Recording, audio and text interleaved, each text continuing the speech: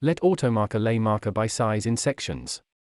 This method is used for certain quality requests, for color and quality differences of the material, or for simple sorting of pieces after cutting. It is possible to define an overlapping zone between two neighbor sections. Start AMC upload and login in AutoMarker.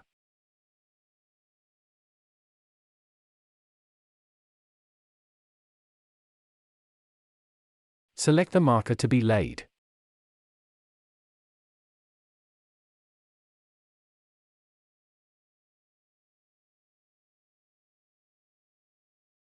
Select one appropriate profile. It works with one standard profile.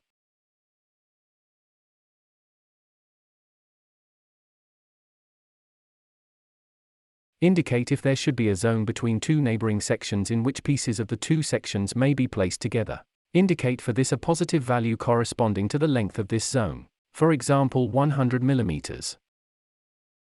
Indicate the number of sizes to be laid per section, for example 1.